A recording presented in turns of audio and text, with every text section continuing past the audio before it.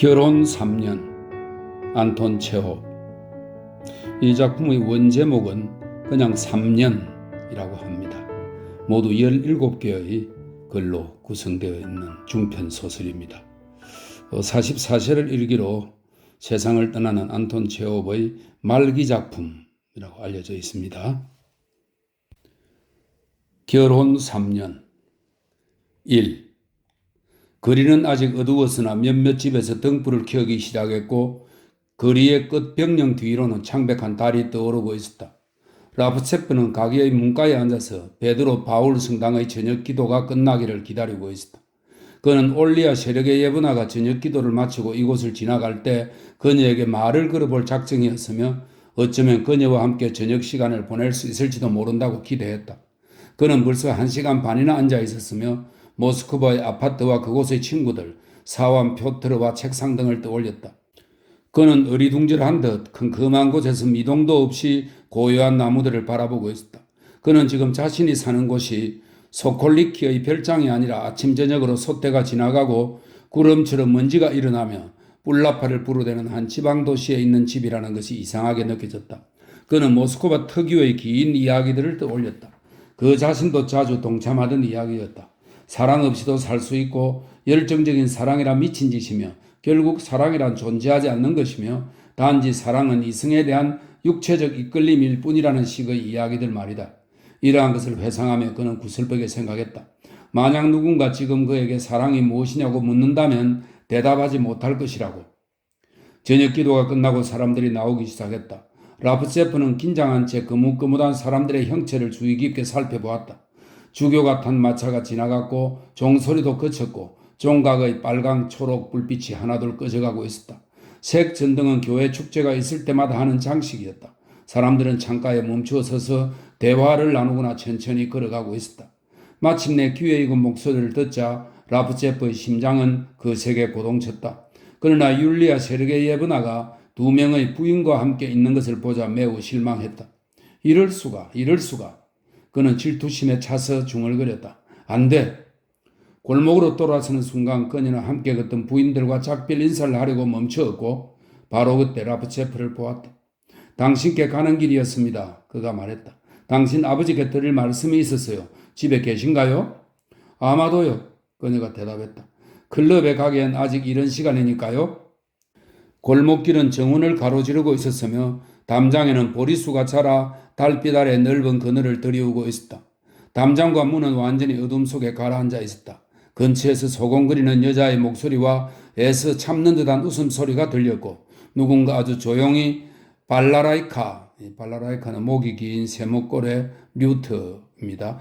발라라이카를 연주하고 있었다. 근초와 보리수 냄새가 났다. 보이지 않는 여자들의 속삭임과 보리수 냄새 때문에 라프체프는 신경이 곤두섰다. 그는 갑자기 지금 함께 걷고 있는 이 여인을 안고 얼굴과 팔과 어깨에 키스를 퍼부으며 엉엉 울고 싶었고 그녀의 발 아래 엎드려 얼마나 오랫동안 그녀를 기다렸는지 고백하고 싶은 충동에 사로잡혔다. 그녀에게서는 아주 약한 향내음이 났다. 이 향내음은 신을 믿고 저녁 기도를 다니고 순수하고 시적인 사랑을 꿈꾸었던 그의 지난 시절을 떠올리게 했다. 그러나 이 여인이 자신을 사랑하지 않는다는 사실을 알고 난 후 그가 꿈꾸었던 행복은 영원히 사라져버린 듯 했다. 그녀는 걱정스러운 듯 그의 누이 니나 표트로브나의 건강에 대해 말했다. 2달 전 그의 누이는 암 덩어리를 드러내는데 모두들 병이 재발할 거라고 했다. 오늘 아침 마침 당신 누이에게 갔었어요? 율리아 세르게 예브나가 말했다. 일주일 동안 그녀는 여인 정도가 아니라 완전히 기운이 빠져버린 것 같더군요. 그렇지요. 라프체프는 고개를 끄덕였다. 병이 재발한 건 아닌데 누나는 매일 조금씩 더 약해지고 있어요. 제 눈앞에서 하루하루 꺼져가고 있죠. 도대체 그녀에게 무슨 일이 일어나고 있는 걸까요? 오 하나님, 그녀가 얼마나 건강하고 퉁퉁했었나요? 볼도 참 발그레했는데. 잠시 침묵한 뒤 율리아 세르게 예브나가 말했다. 사람들은 당신 누이를 모스크바 댁이라고 불렀지요. 얼마나 잘 웃었던지요. 축제 때는 평범한 아줌마처럼 옷을 입었지만 퍽 잘 어울렸어요. 세르게이 보리소비치 의사는 집에 있었다. 그는 뚱뚱했고 얼굴이 붉었으며 무릎 아래까지 내려오는 가운을 입어 다리가 짧아 보였다. 그는 주머니에 손을 넣고 방 이쪽 저쪽을 서성이며 낮은 목소리로 루루루루 하고 노래를 불렀다. 희끗희끗한 수염은 축 늘어졌고 머리카락은 정돈되지 않았으며 이제 막 일어난 사람 같았다. 그의 사무실에는 등받이 쿠션이 달린 소파가 있었고 방 구석구석에 오래된 책들이 쌓여 있었으며 책상 밑에는 병들고 더러운 푸들이 앉아 있었다. 사무실은 그 주인처럼 쭈글쭈글하고 푸석한 인상을 주었다. 라프체프 씨가 아버지를 만나러 오셨어요? 사무실로 들어가며 딸이 말했다. 루루루루. 그가 목소리를 높이 흥얼거리면서 거실로 와서는 그에게 손을 내밀었다. 무슨 좋은 소식이라도 있어? 거실은 어두웠다. 라프체프는 손에 모자를 든 채 앉지도 않고 귀찮게 해서 미안하다고 용서를 구했다. 그는 누이가 밤에 잠을 잘 자려면 어떻게 해야 하며 왜 그렇게 말하는지 물었다. 그러나 속으로는 오늘 아침과 똑같은 질문을 하는 게 아닌가 하는 생각에 당황하고 있었다. 대답해 주세요. 그가 말했다. 모스크바에서 내과 전문의를 불러와야 하는 게 아닐까요? 어떻게 생각하십니까? 의사는 한숨을 내쉬고 어깨를 으쓱하더니 두 손으로 알 수 없는 몸짓을 했다. 무시당했다고 여긴 것이 틀림없다. 그는 매우 성을 잘 내고 소심한 성격이어서 사람들이 자신을 믿지 않고 인정하지 않고 존경하지 않으며 대중은 자신을 착취하고 동료조차 그에게 악의를 품고 있다고 생각했다. 그는 항상 자신과 같은 바보는 대중이 밟고 지나가기 위해 만들어진 존재라고 말하며 스스로를 조롱했다. 율리아 세력에 예번하는 등불을 켰다. 그녀는 교회에서 돌아와 지쳐 있었다. 창백하고 초췌한 얼굴과 축 늘어진 발걸음이 그녀의 피곤을 말해주고 있었다. 그녀는 쉬고 싶은 듯 소파에 앉아 무릎에 손을 얹고는 생각에 잠겼다. 라프체프는 자신이 미남이 아니라는 사실을 알고 있었다. 자신의 추한 몰골을 뼛속 깊숙이 느끼고 있었다. 그는 키가 작고 말랐으며 빨간 볼에 벌써부터 대머리가 될 조짐을 보였다. 표정도 거칠었다. 아름답지 않더라도 호감을 주는 우아함이라든가 소박함 같은 것도 전혀 없었다. 여자 앞에서는 수줍어했으며 지나치게 말이 많거나 부자연스러워지곤 했다. 지금 그는 이 모든 것들 때문에 자신을 경멸하고 있었다. 율리아 세력의 예번아가 지루함을 느끼지 않도록 무슨 말이라도 해야 했다.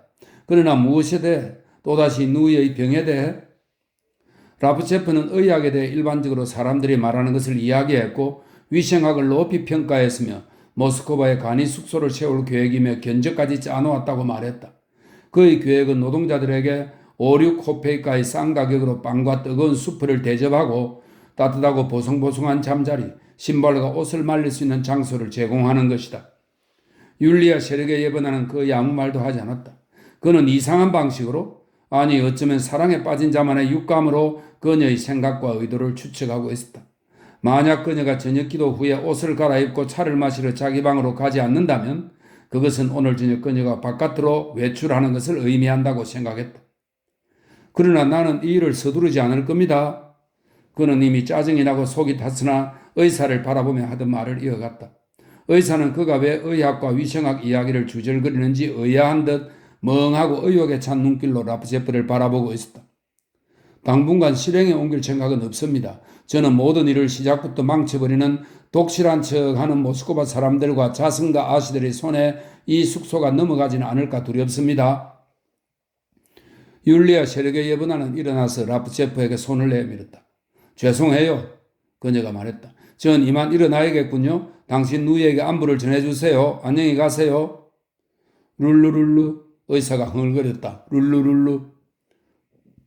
율리아 세력의 예번아가 나간 후 라프체프는 좀 더 있다가 의사와 작별하고 그 집을 나섰다.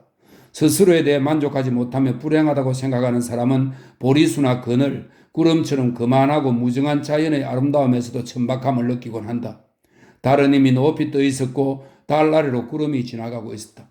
라프체프는 정말 단순하고 촌스러운 달이군. 구름조차도 초라하고 볼품없어 라고 생각했다. 그는 조금 전 그녀의 집에서 의학과 간이 숙소에 대해 말한 것이 부끄러웠고 내일 역시 오늘처럼 그녀를 만나 이야기해 보려고 애쓸 테지만 용기가 부족하여 결국 그녀와 남이라는 사실만을 확인할 거라는 생각에 몸을 떨었다. 내일도 모레도 역시 마찬가지일 것이다. 도대체 무엇 때문에? 이 모든 것은 언제 어떻게 끝날 것인가? 집으로 돌아온 그는 누이에게 갔다. 니나 표도로브나는 아직 겉으로는 건강해 보였으며 강하고 체격이 좋은 여인이라는 인상을 주었다. 하지만 너무 창백한 얼굴 때문에 특히 이렇게 눈을 감고 누워있을 때는 마치 죽은 사람 같았다. 그녀 옆에는 10살 된 큰딸 사시아가 엄마에게 책을 읽어주고 있었다. 알료사 왔구나. 환자가 조용히 혼자 말처럼 말했다. 사샤와 삼촌 사이에는 이미 오래전부터 교대로 간호를 맡는다는 암묵적인 동의가 있었다. 그가 들어가자 사샤가 책을 덮고 말없이 방에서 나갔다. 라브체프는 책장에서 역사소설을 꺼내어 읽기 시작했다. 니나 표도로브나는 모스크바에서 태어났다. 그녀와 두 남동생은 파트니스카야 거리의 상인 가정에서 태어나 유년기와 청년기를 보냈다. 유년기는 길고 지루했다. 아버지는 엄했고 3번씩이나 그녀를 회초리로 때렸다. 어머니는 오래 병을 앓다가 돌아가셨다. 하인들은 더럽고 천박했으며 위선적이었다. 신부와 성직자들이 자주 찾아왔는데 그들 역시 저속한 위선자였다. 술을 마시고 안주로 입가심을 했으며 그녀의 아버지에게 속 보이는 아부를 냈지만 사실 그를 좋아한 것은 아니었다. 동생들은 다행히 김나지움에 입학할 수 있었지만 니나는 그러지 못했다. 그녀는 글씨도 서투르고 책도 역사소설만 읽었다. 17년 전 22세이던 그녀는 힘기에 있는 별장에서 지금의 남편인 지주 파나우로프를 만났고 그와 사랑에 빠져 아버지의 뜻을 어기고 몰래 결혼했다. 파나우로프는 잘생겼지만 약간 뻔뻔스러운 구석이 있었다. 성화 앞 현수등에서 담뱃불을 붙이고 휘파람을 부는 파나우로프를 보고 그녀의 아버지는 그를 쓸모없는 놈이라며 무시하기 시작했다. 나중에 사위가 편지로 집창금을 요구하자 노인은 아내가 남긴 털외투와 은 등 여러 가지 물건들과 3만 루블을 시골에 있는 딸에게 보냈다. 하지만 끝까지 그들의 결혼을 축복하지는 않았다. 얼마 후 그는 딸에게 다시 2만 루블을 보냈다. 부부는 돈과 지창금을 생활비로 탕진하고 영지를 팔아 도시로 이주했고 남자는 시청에 취직했다. 도시에서 그는 또 다른 여자를 얻었으며 법적으로 인정되지 않는 이 가족과 드러내놓고 살았기 때문에 매일 많은 다툼이 있었다. 니나 표도로브나는 자신의 남편을 숭배했다.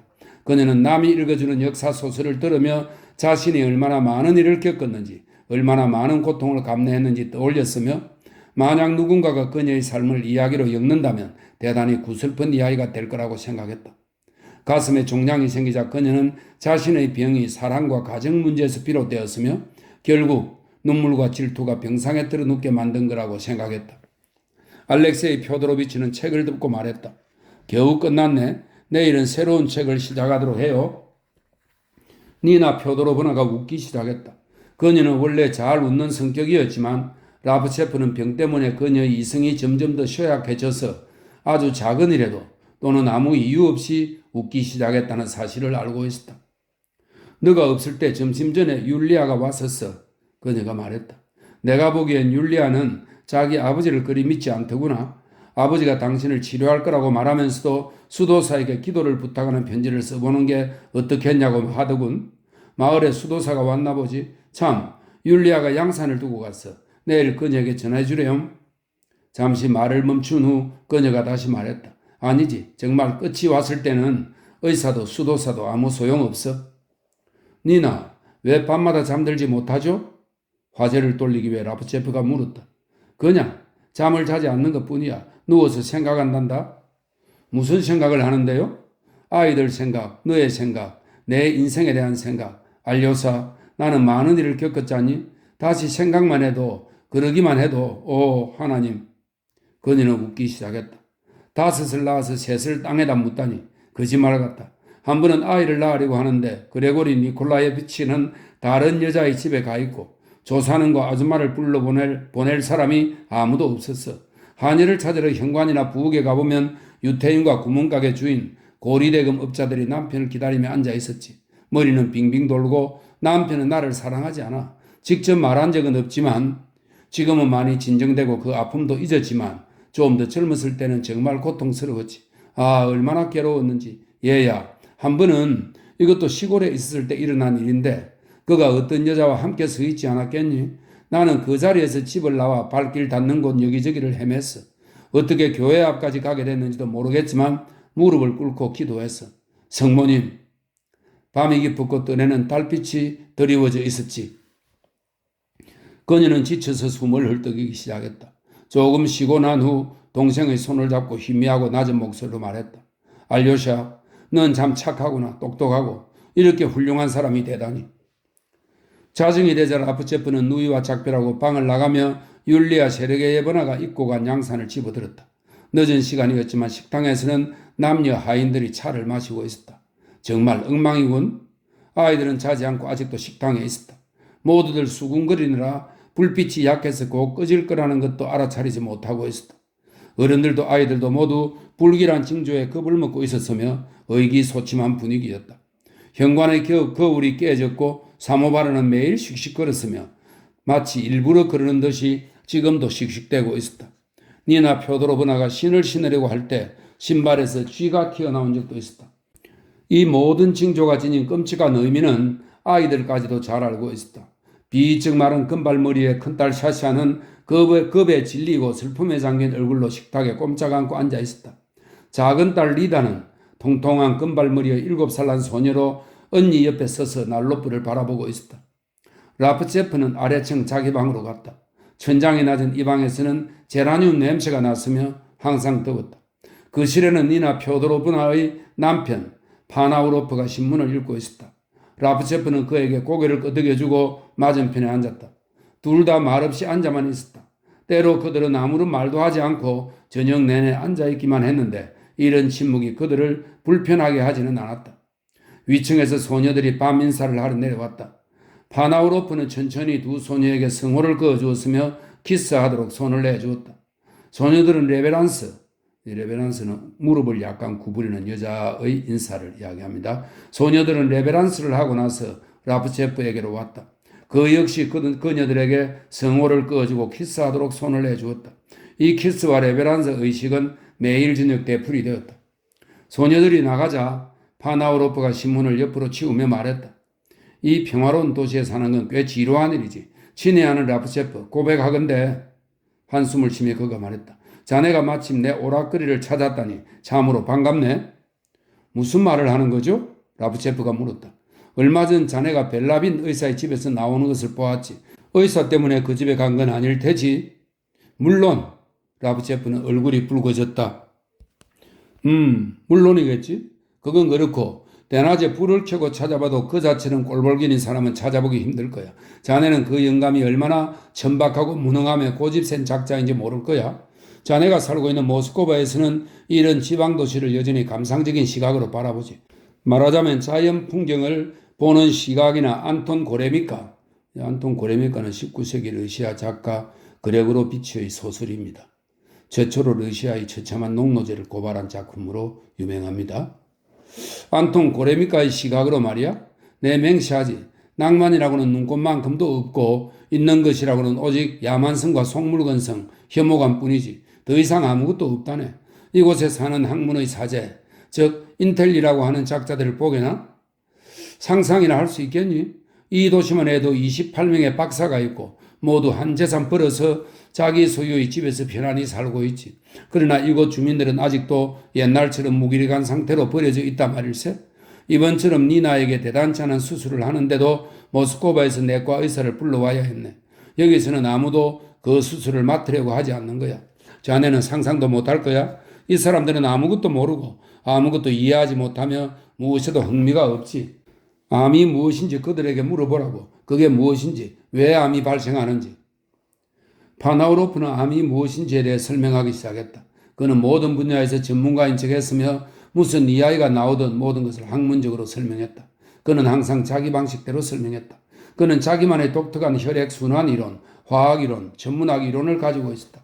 그는 천천히 부드럽게 그리고 확신에 차서 말했으며 당신은 상상도 못할 테지만 이라고 애원하는 듯한 목소리로 말했다.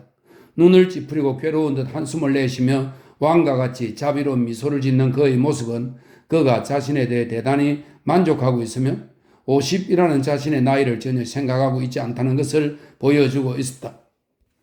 출출하군요. 라프체프가 말했다. 소금이 들어간 음식이라면 무엇이든 기꺼이 먹을 수 있을 것 같은데요. 그래? 지금이라도 그렇게 하자고. 잠시 후 라프체프와 파나우로프는 위층 식당에서 함께 저녁 식사를 했다. 라프체프는 보드카 한 잔을 마신 후 와인을 마시기 시작했으나 파나우로프는 아무것도 마시지 않았다. 그는 술도 카드놀이도 하지 않았지만 자신과 아내의 모든 재산을 탕진하고 많은 빚을 졌다. 그렇게 짧은 기간 동안 그토록 많은 돈을 쓰려면 도박에 미치는 것보다는 천부적 소질과 같은 무엇이 있어야 할 것이었다. 파나우로프는 식도락가이다. 훌륭한 찻잔 세트를 모으고 식사 시간에 음악을 즐겨 들었으며 굽실을 거리는 집사들에게 팁으로 10루블 또는 25루블짜리 지폐를 함부로 뿌리고 다녔다. 그는 온갖 서명운동, 기금 모험에 참여했으며 알고 지내는 여자들이 생일날에 빠지지 않고 꽃다발을 보냈다.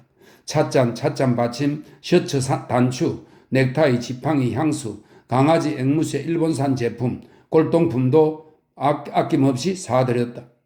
비단 잠옷을 입고 검은 나무에 자개를 붙인 침대를 썼으며 나이트 가운은 진짜 부하르식으로 만들어진 것이었다. 이 모든 것들에 그의 표현대로 돈다발이 들어가고 있었다. 식사하는 내내 파나우로프는 한숨을 내쉬고 고개를 저었다. 맞아. 이 세상의 모든 것은 결국 끝이 있는 법이지. 그는 검은 눈을 가늘게 뜨며 조용히 이야기했다.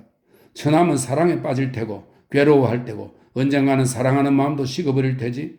그녀가 처남을 배신할 수도 있어. 왜냐하면 배신하지 않는 여자란 세상에 없으니까. 자네는 고통에 빠져 절망할 테고 마침내 자네 역시 그녀를 배신하게 될 거야. 그러나 언젠가는 이 모든 것이 추억이 되어 아무렇지도 않게 무심히 말하게 될 날이 올 거야. 피곤한 데다가 약간 술에 취한 라프체프는 파나우로프의 멋진 머리와 잘 다듬어진 검은 수염을 바라보면서 왜 여자들이 이 건방지고 잘난 척하는 미남자를 사랑하는지 이해할 것 같았다. 저녁 식사 후 파나우로프는 자신의 또 다른 거처로 갔다. 라프체프는 그를 배웅하러 따라 나섰다.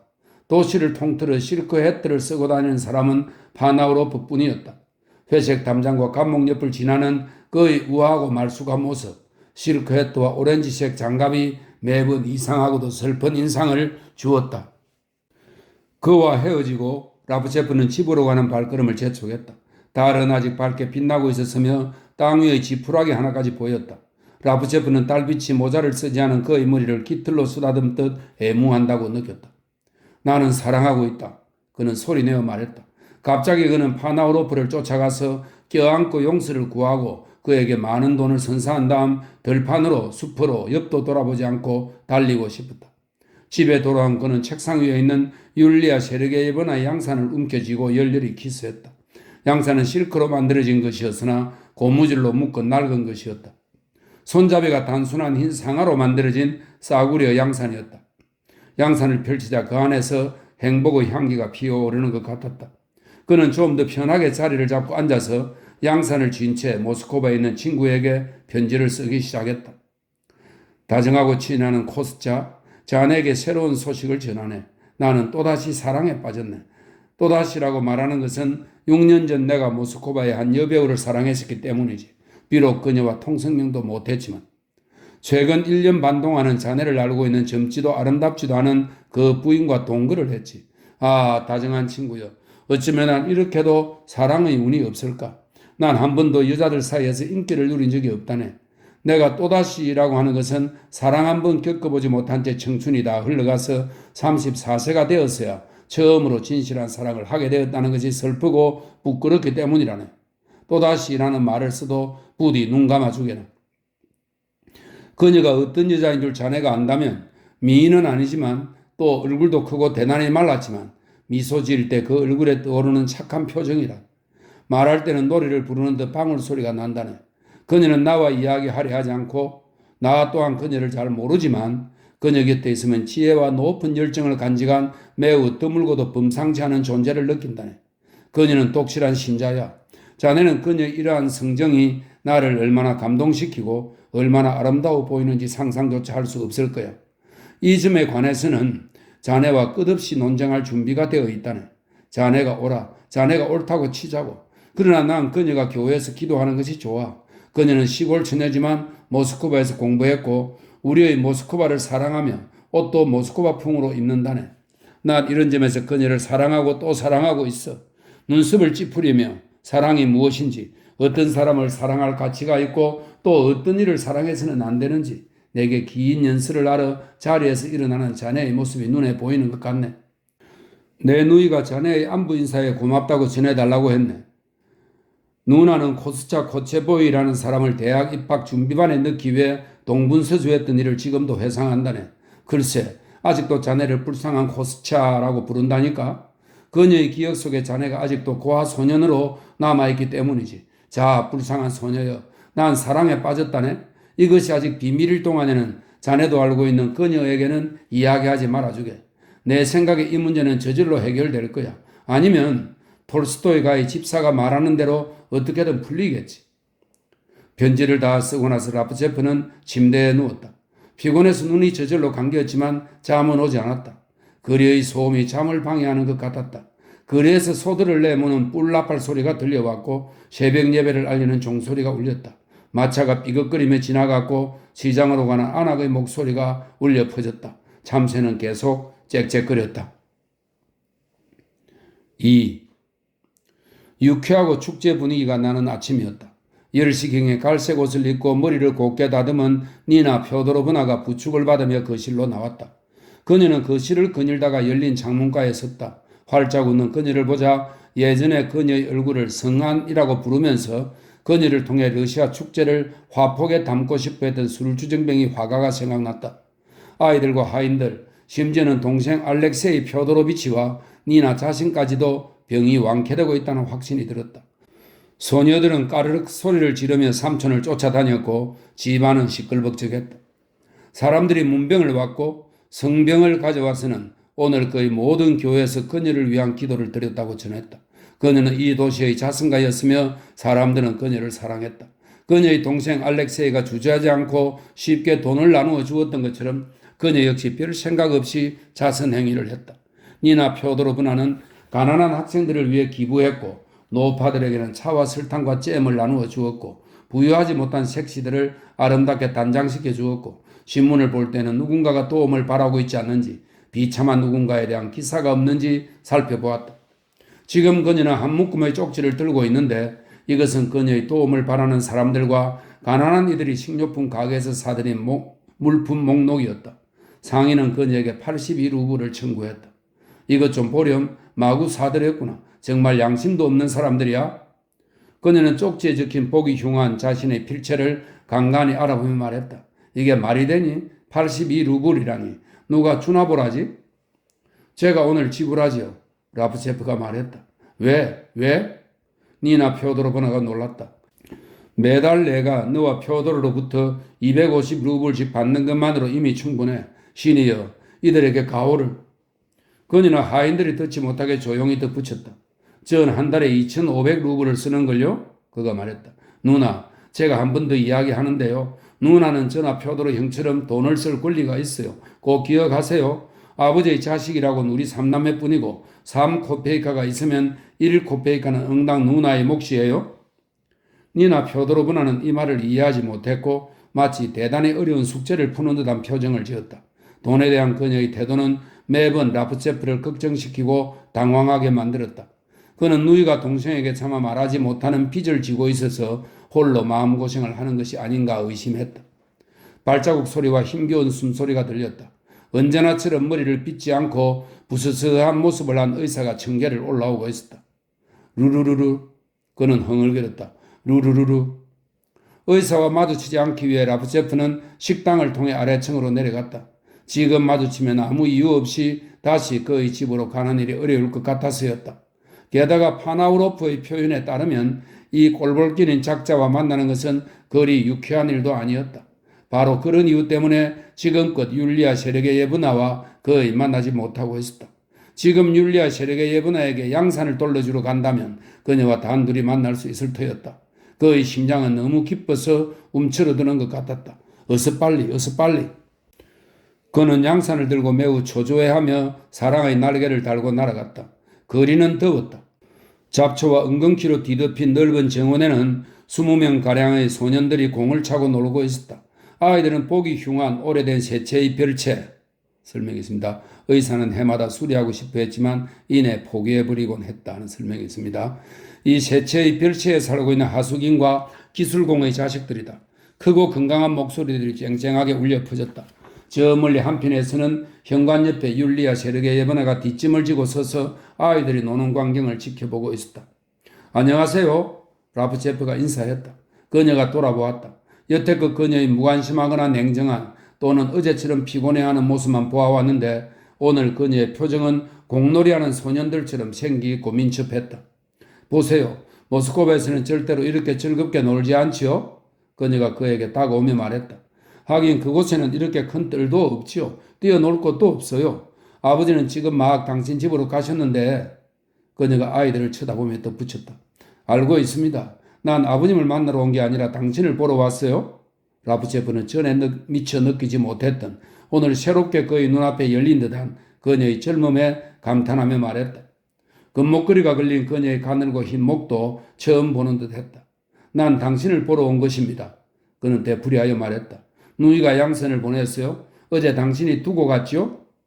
그녀는 양산을 받기 위해 손을 내밀었으나 그는 양산을 다시 자기 가슴 쪽으로 끌어당겼다. 그는 어제 저녁 양산을 피웠을 때 느꼈던 그 달콤한 황홀감을 떠올린 듯 더 이상 열정을 자제하지 못하여 말했다. 부탁입니다. 이걸 내게 주십시오. 당신에 대한 추억, 우리가 서로 알고 지낸 추억으로 남기고 싶습니다. 얼마나 멋진 양산이에요? 가지세요. 그녀는 얼굴이 붉어졌다. 그러나 전혀 멋지지 않아요. 그는 무슨 말을 해야 할지 몰라 아무 말 없이 기쁨에 젖은 표정으로 그녀를 바라보았다. 제가 당신을 이런 더위 속에 계속 밖에 세워두고 있었네요. 잠시 침묵한 뒤 그녀가 크게 웃으며 말했다. 안으로 들어가시죠. 혹시 당신을 방해하는 건 아니죠? 현관으로 들어갔다. 율리아 세르게예브나는 비둘기색 꽃장식이 달린 흰 옷을 입었는데 사각사각 옷소리를 내며 위층으로 올라갔다. 저를 방해하다니요? 있을 수 없는 일이에요. 그녀는 청개에 멈추었으며 말했다. 전 아무 일도 하지 않는걸요. 아침부터 저녁까지 늘 휴일이랍니다. 당신이 하는 말을 잘못 알아듣겠어요? 그녀에게 다가가며 그가 말했다. 제가 자란 환경에서는 여자나 남자나 할 것 없이 모두 매일 일만 했죠. 만약 아무 일도 하지 않으면요? 그녀가 물었다. 노동이 반드시 필요한 환경에서 인생을 설계해야죠. 일하지 않고서는 순결하고 즐거운 삶도 있을 수 없어요. 그는 또다시 양산을 가슴에 끌어안고 자신의 목소리도 의식하지 못한 채 자기 자신에게조차도 놀라운 말을 꺼내기 시작했다. 당신이 내 아내가 되어준다면 모든 것을 다 줄 거요. 모든 것을. 당신을 위해서라면 난 어떠한 희생도 치룰 수 있습니다. 그녀는 몸을 떨고 놀라움과 두려움에 가득 차서 그를 바라보았다. 무슨 말씀을 하시는 거예요? 그녀의 안색이 창백해졌다. 그건 불가능해요. 정말이에요. 죄송해요. 그녀는 옷자락을 사각거리며 재빨리 청계를 올라가서는 문 뒤로 숨어버렸다. 라프체프는 이러한 행동이 무엇을 의미하는지 깨달았고 그의 가슴 속에 타오르던 등불은 순식간에 꺼져버렸다. 라프체프는 타인에게 호감을 받지 못하고 무시와 냉대를 당하는 사람이 느끼는 수치심과 모욕감을 맛보며 그 집에서 나왔다. 모든 것을 다 주겠다니. 그는 무더운 날씨에 집으로 가는 길에서 그가 했던 사랑의 고백을 곰곰이 되새겨보며 스스로를 조롱했다. 모든 것을 다 줄 거요라니. 완전히 장사꾼 같네. 너의 모든 것이 도대체 누구에게 필요하단 말이냐? 조금 전에 한 모든 이야기들이 속이 메스꺼릴 정도로 바보스럽게 느껴졌다. 왜 그가 자란 환경에서는 모두가 예외 없이 일만 한다고 거짓말을 했는가? 왜 나무라는 뜨한 어조로 순결하고 즐거운 인생에 대해 말했을까? 모두 유치하고 지루한 거칠애였다. 모스코바식의 거칠애일 뿐이었다. 그러나 곧 라프체프는 중형을 선고받은 범죄자들이나 느낄 법한 될 대로 되라는 식의 감정이 들었다. 그는 다행스럽게도 이미 모든 상황이 끝났으며 끔찍했던 불확실성도 이제 더 이상 존재하지 않으며 이제 하루 종일 기다리면서 마음 졸이고 매달릴 필요가 없어졌다고 생각했다. 이제 모든 것이 명확해졌다. 행복에 대한 모든 기대를 버리고 소망과 희망 없이 기다리지도 꿈꾸지도 않겠다고 생각했다. 이제는 더 이상 찔찔매기도 지겨운 이 지루함을 없애기 위해 무언가 내 일이 아닌 남의 일을 하고 나의 행복이 아닌 남의 행복을 누려보겠다고 생각했다. 그러다가 점점 노년이 다가오고 마지막엔 죽음을 맞을 것이다. 그러면 더 이상 아무것도 필요치 않게 될 것이다. 그는 이미 모든 것에 무심해졌고 그 무엇도 원하지 않았으며 그저 차갑게 사리 판단을 할 뿐이었다. 그러나 그의 얼굴, 특히 눈밑은 왠지 무거웠고 이마는 고무처럼 팽팽하게 긴장되어 있었다. 금방이라도 눈물이 쏟아질 것 같았다. 그는 온몸에 나른함을 느끼며 침대에 누웠고 5분 후에 이미 깊이 잠들어 있었다. 3. 라프체프의 갑작스런 청혼으로 율리아 세르게예브나는 고민에 빠졌다. 그녀는 라프체프를 잘 알지 못했고 그와 알게 된 것도 우연이었다. 그는 부유했고 모스크바에 있는 유명한 표도르 라프체프와 그의 아들들이라는 회사의 주인이었다. 또한 매우 진지하고 현명해 보이며 병든 누이로 인해 고심하고 있었다. 그녀는 그가 자신에게 아무런 관심도 없다고 생각했고 자신도 그에게 무관심했다. 그런데 청계에서 무턱대고 사랑을 고백하다니 그 초라하고도 환희에 찬 얼굴이란 그의 청혼은 너무나 돌발적인 것이어서 그녀를 당황하게 했지만 그녀가 진짜 당황한 이유는 그의 입에서 튀어나온 아내라는 단어와 자신이 청혼을 거절했다는 그 사실 자체에 있었다. 그녀는 자기가 무슨 말을 했는지 이미 잊어버렸지만 거절할 때 느꼈던 격정과 불쾌한 감정의 뒤끝은 오래도록 사라지지 않았다. 솔직히 그는 마음에 들지 않았다. 무슨 같은 외모에 재미있는 사람도 아니었다. 거절 말고는 달리 대답할 길이 또 없었지만 마치 무언가 실수한 것처럼 내내 마음이 편치 않았다. 오 하나님, 방에도 들어가지 않고 청계에서 사랑을 고백하다니. 그녀는 머리맡에 걸린 성화 쪽으로 몸을 돌리며 실망스러운 듯이 말했다. 전에는 관심도 없더니 무슨 일로 그렇게 갑자기. 홀로 남겨지게 되자 그녀의 불안은 시간이 갈수록 더해졌고 혼자서는 무거운 마음을 도저히 감당할 수 없었다. 누구에게든 털어놓고 잘 처신했다는 말을 들어야 할 것 같았다. 그러나 이야기할 만한 사람이 없었다. 어머니는 이미 오래전에 돌아가셨고 아버지는 괴짜라서 진지한 대화를 나눌 만한 상대가 못 되었다. 아버지의 변덕스럽고 상처받기 쉬운 성격과 이해할 수 없는 몸짓 때문에 율리아는 그를 쭉 피해오고 있었다. 아버지는 언제나 자신에 대한 말만 했다. 기도 시간에도 그녀는 완전히 솔직해질 수 없었다. 도대체 신에게 무엇을 빌어야 할지 몰랐기 때문이다. 사모바르를 내왔다. 율리아 세력의 예번에는 매우 창백하고 피곤하며 무기력한 모습으로 식당에 들어가 차를 끓여서 찻잔에 따랐다. 이것은 그녀의 의무 가운데 하나였다. 세력의 보리소비치는 무릎 아래까지 내려오는 긴 가운에 붉은 얼굴과 빗질하지 않은 머리를 하고 두 손을 주머니에 찌른 채 마치 우리 안에 갇힌 짐승처럼 마음 내키는데도 방안을 서성거리고 있었다. 책상에 멈춰 서서 맛있게 차를 마시고 다시 또 걸어다니며 무슨 생각인가 잠겨 있었다. 오늘 라프체프스가 제게 청혼을 했어요. 율리아 세력의 예번아의 얼굴이 붉어졌다. 의사는 무슨 말인지 알아듣지 못한 듯 그녀를 빤히 쳐다보았다. 라프체프? 그가 물었다. 파나우로프 씨 아내의 동생? 그는 딸을 사랑했다. 분명 그는 조만간 그를 홀로 남겨두고 시집을 가겠지만 그는 될 수 있으면 그런 생각을 하지 않으려고 했다. 그는 외로움이 두려웠으며 이 큰 집에 홀로 남게 되면 중풍에 걸릴 거라고 생각했다. 그러나 그는 자신의 생각을 솔직히 말하지 않았다. 뭐 대단히 기쁘구나. 그는 어깨를 으쓱했다. 진심으로 축하한다. 내게서 벗어날 수 있는 행운의 기회가 생겼구나. 그래, 난 널 충분히 이해한다. 늙고 병들고 멍청한 아비 곁에서 산다는 건 너 나이에는 분명 괴로운 일이었을 거야. 난 널 아주 잘 이해해. 만약 내가 좀 더 빨리 죽어주었더라면, 만약 악마들이 날 좀 더 빨리 잡아갔더라면 모두 기뻐했을 텐데 정말 축하한다. 축하하고 말고. 거절했어요. 딸의 대답에 의사의 마음은 순간 가벼워졌지만 한번 내뱉기 시작한 말들은 이미 멈출 수 없었다. 놀랍구나. 어떻게 지금까지 나를 정신병원에 감금하지 않았는지 정말 놀라워. 왜 내가 정신병자 복이 아닌 이 가운을 입고 있는지. 난 아직도 신과 선을 믿는 멍청한 이상주의자지. 요즘 세상에 이래도 미친놈이 아닌가? 내 정직과 진심에 대해 사람들이 어떻게 대했지? 나를 돌로 쳐 죽이고 내 위로 말을 타고 달린 것이나 마찬가지야. 가까운 친지들마저 내 목을 깔아 뭉개리고 했지. 귀신은 뭐하나? 어서이 늙은 덩신 하나 데려가지. 아버지와는 도저히 인간적인 대화를 나눌 수 없군요. 율리아가 말했다. 그녀는 책상에서 벌떡 일어섰고 지난날의 분노까지 되새기며 자기 방으로 가버렸다. 그러나 얼마의 시간이 지나자 그녀는 다시 아버지가 가엾게 느껴졌고 그가 클럽으로 갈 때 아래층에서 배웅해 주었다. 날씨가 좋지 않았고 뜰에는 바람이 세차게 불었다. 문은 바람에 흔들리고 있었고 현관의 촛불은 사방에서 부는 바람으로 꺼질 듯했다. 율리아는 위층으로 올라가 창문과 문에 모두 성호를 그었다. 바람은 울부짖었으며 누군가 지붕 위로 걸어다니는 것 같았다. 그녀는 지금처럼 적적하고 외로워 본 적이 없는 것 같았다. 그녀는 스스로에게 물었다. 그의 용모가 마음에 들지 않는다는 이유만으로 청혼을 거절한 것이 정말 잘한 일일까? 물론 이 사람을 사랑하지도 않았고 그와의 결혼은 행복과 결혼 생활에 대해 꿈꿔왔던 모든 것으로부터 영영 이별을 고하는 일이 될 것이었다. 그러나 정녕 그녀가 꿈꾸고 사랑하게 될 그 사람을 만날 수 있는 것일까? 그녀는 벌써 21살이었다. 이 도시에 마땅한 신랑감은 없었다. 그녀는 알고 있는 모든 남자들을 떠올려 보았다. 관리들, 교사들, 장교들, 그들 중 몇천 이미 결혼했으나 그들의 단순하고도 지루한 결혼 생활은 끔찍한 것이었다. 다른 사람에게는 관심도 가지 않았으며 모두 영리하지도 도덕적이지도 않았다. 그저 평범할 뿐이었다. 라프체프는 일단 모스크바 사람이고 대학을 졸업했으며 프랑스도 할 줄 알았다.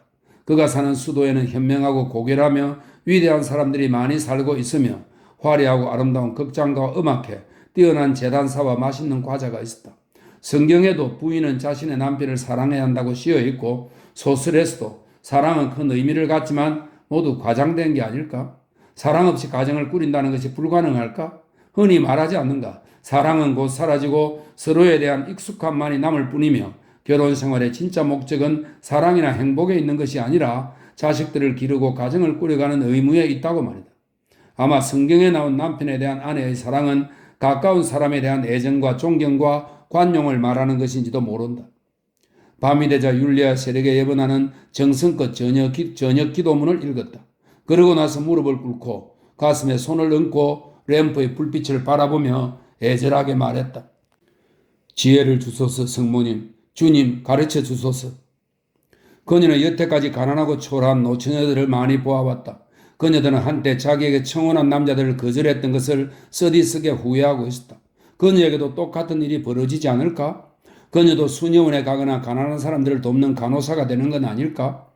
그녀는 가슴과 자신의 주위에 성호를 그은 후 옷을 갈아입고 침대에 누웠다. 갑자기 복도에서 날카롭고도 구슬픈 종소리가 들렸다. 아, 하나님. 종소리 때문에 온몸에 소름이 돋았다. 그녀는 지방도시에서의 삶이란 아무 일도 일어나지 않는 단조롭고도 어딘지 모르게 불안한 것이라고 생각했다.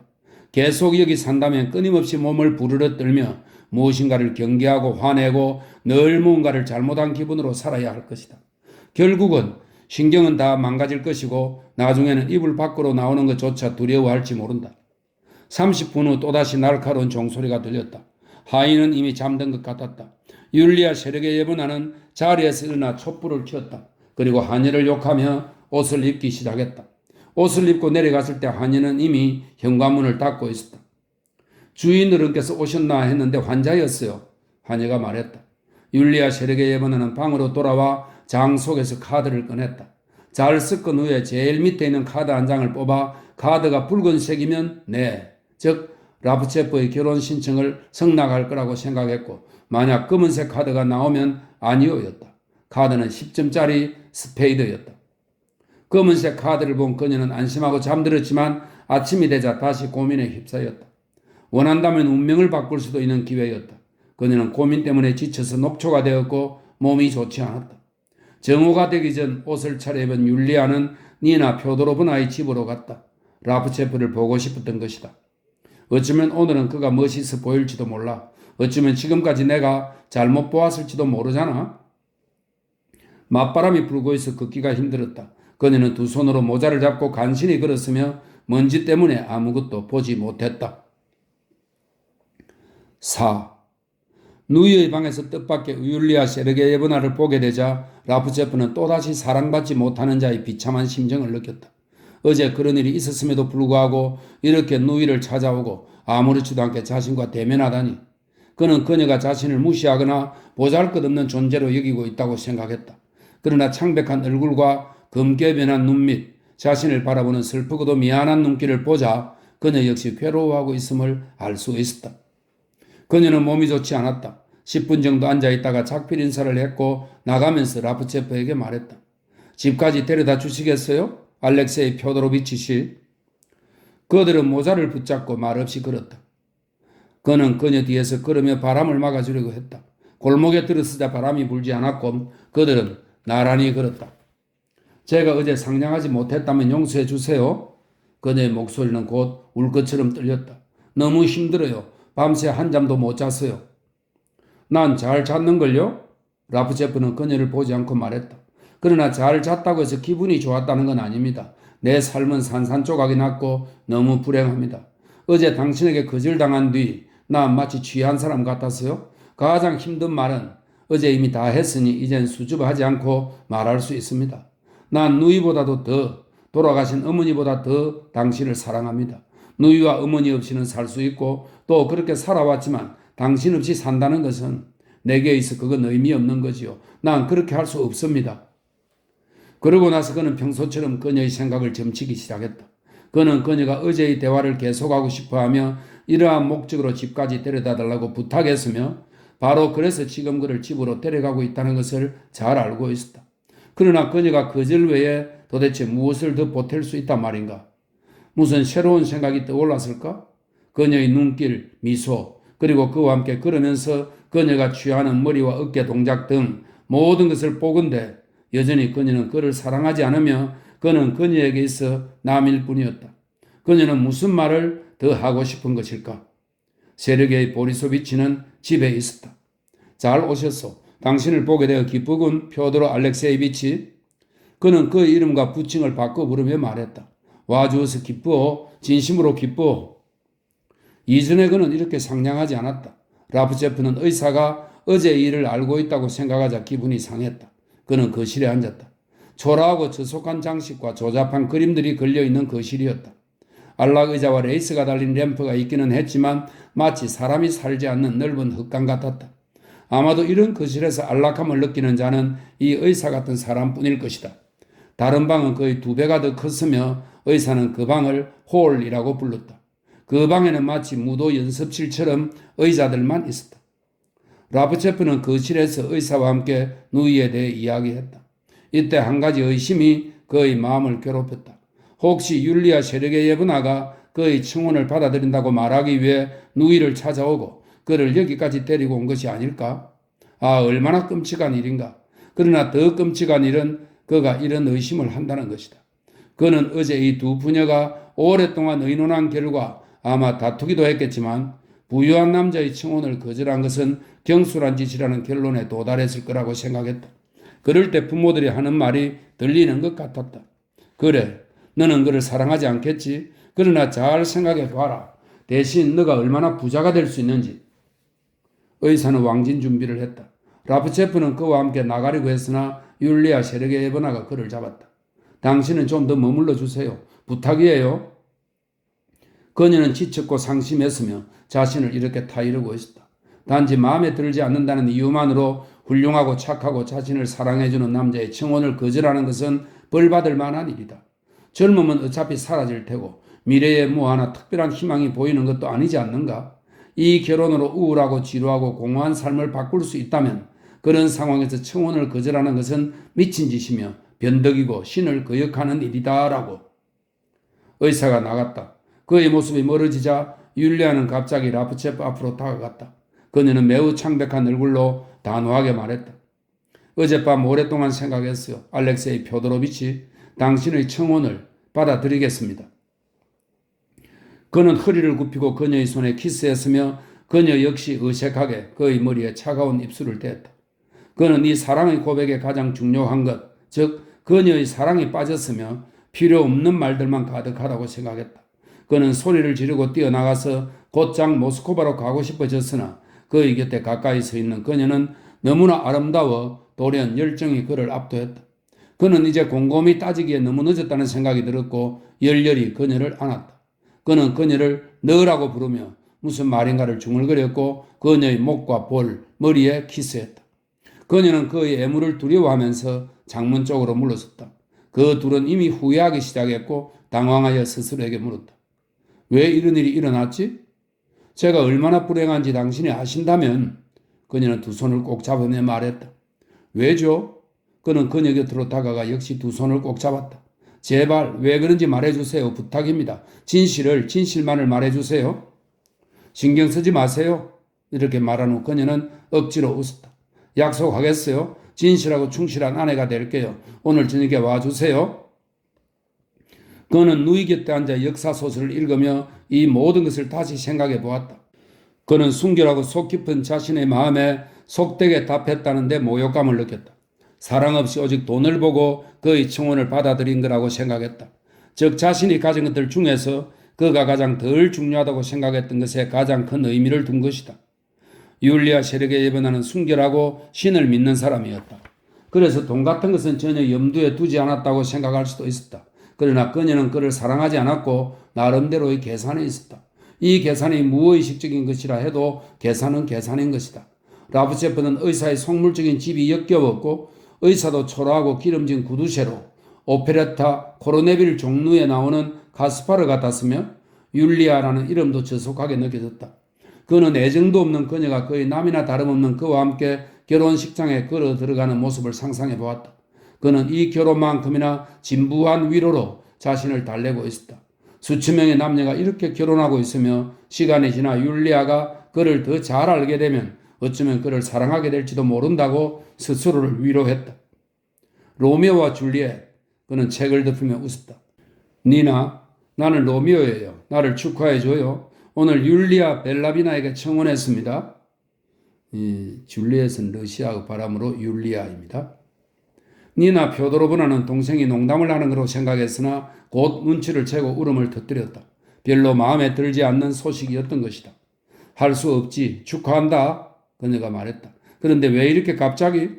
아니요. 갑작스러운 게 아니에요. 3월부터 끌어왔던 일이죠. 단지 누나가 눈치채지 못했을 뿐이에요. 누나 방에서 3월에 그녀를 처음 만났을 때부터 그녀에게 반해 있었어요. 나 너가 우리처럼 모스크바에서 자란 여자와 결혼할 줄 알았어. 니나 표도로브나가 잠시 침묵한 뒤 말했다. 우리와 같은 계급의 아가씨가 더 편할 텐데 물론 제일 중요한 건 너의 행복이지. 그게 가장 중요한 거야.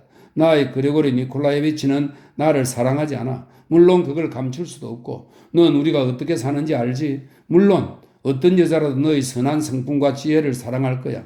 하지만 율리아는 대학을 나왔고 귀족 출신이야. 그녀에게는 지혜와 선한 성품만으로는 부족해. 그녀는 젊지만 알료샤, 너는 너무 젊지도 않고 미남도 아니잖니? 마지막 말의 어감을 약화시키기 위해 그녀는 그의 볼을 쓰다듬으며 말했다. 넌 잘생기지는 않았지만 좋은 사람이야. 그녀는 너무 흥분을 해서 볼에 연한 홍조까지 돌았다. 그녀는 신이 나서 동생에게 성화로 축복해도 되는지 물었다. 그녀는 누나인 동시에 어머니나 다름없는 사람이었다. 그녀는 울측한 동생에게 결혼식은 남들이 흉보지 못하게 화려하고 즐겁게 치러야 한다고 우겼다. 그 후 그는 하루에 서너 번씩 벨야빈치 댁에 약혼자로서 드나들었으며 사샤와 교대하여 누나에게 역사 소설을 읽어줄 만한 짬이 없었다. 율리아는 그 시루가 아버지의 방에서 멀리 떨어진 자신의 두 방에서 그를 맞이했으며 이 방은 대단히 그의 마음에 들었다. 벽은 어두웠고 구석에는 성화를 놓아두는 제단이 있었으며 좋은 향기와 램프 기름 냄새가 났다.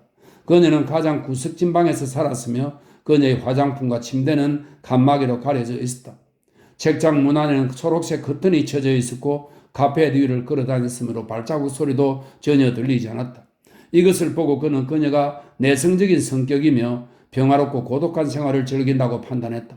그녀는 아직까지 집에서 애 취급을 받고 있어서 돈이 없었고 나들이 나갈 때 단돈 1코페카도 없다는 사실에 종종 당황했다.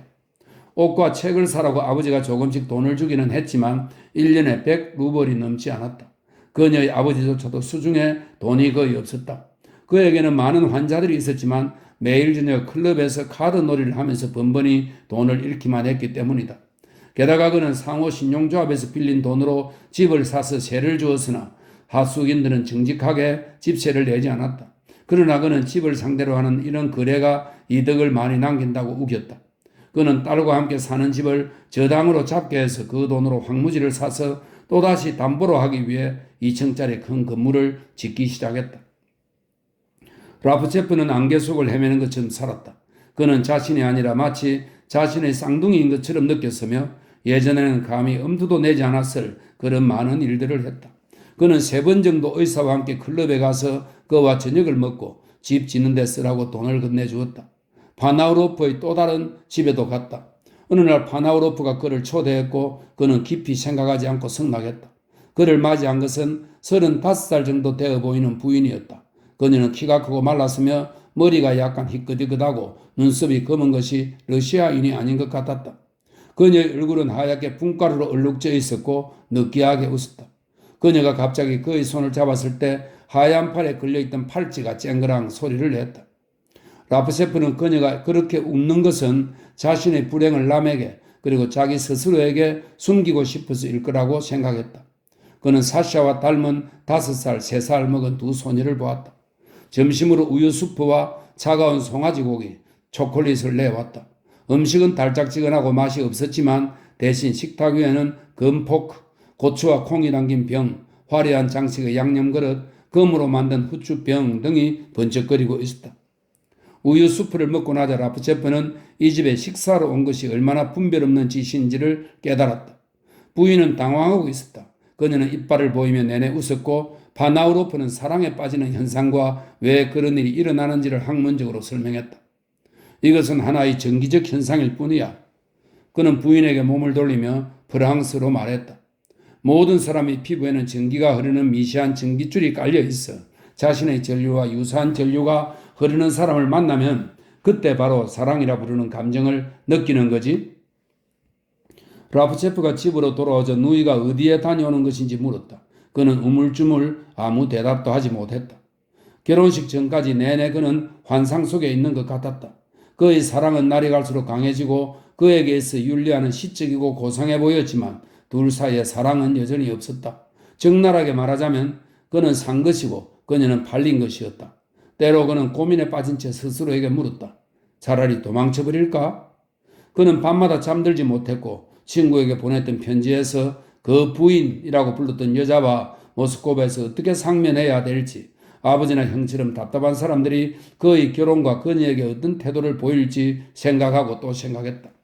그는 아버지가 율리아와 처음 만나는 자리에서 그녀에게 거친 말이라도 하지 않을까 마음 졸였다. 표도르 형은 최근 좀 이상해졌다. 그는 건강의 중요성, 병이 심리 상태에 미치는 영향 내지는 종교에 대해 이러쿵저러쿵 늘어놓은 긴 편지를 보냈으며 모스크바와 가게에 대해서는 이런 방구도 없었다. 이 편지 때문에 라프체프는 애가 탔고 형의 성격이 점점 이상하게 변해간다고 생각했다. 결혼식은 9월 베드로 바울 성당에서 거행되었으며 바로 그날 젊은 부부는 모스크바로 떠났다. 라프체프와 긴 치맛자락의 검은 옷을 입고 이미 처녀가 아닌 완연한 부인태가 나는 그의 아내는 니나 표도로브나와 작별 인사를 했다. 환자의 얼굴은 실룩거렸으나 말라버린 두 눈에서는 눈물 한 방울 떨어지지 않았다. 그녀가 말했다. 만약 내가 죽으면 신이여 제발 그런 일을 허락지 마소서. 우리 아이들을 키워주렴. 물론 약속드릴게요. 율리아 세력의 예번아가 대답했다. 그녀 또한 입술과 눈꺼풀이 바르르 떨렸다. 10월에 올게요. 라프체프는 마음이 찡해져서 말했다. 누나 꼭 완쾌하세요. 그들은 독립된 쿠페를 타고 갔다. 이 쿠페는 유럽식 열차의 칸막이가 되어 있는 객실을 말합니다. 독립된 쿠페를 타고 갔다. 둘 다 어색하고 우울했다. 그녀는 모자도 벗지 않고 구석에 앉아서 쪼는 척했다. 그는 그녀 맞은편에 앉아서 여러 가지 생각에 초조했다. 아버지 생각, 그 부인 생각, 모스크바의 아파트가 율리아의 마음에 들지 여러 생각들이 머릿속에 가득했다. 자신을 사랑하지도 않는 아내를 힐끗 쳐다보면서 그는 답답한 마음으로 생각했다. 도대체 왜 이런 일이 일어났을까?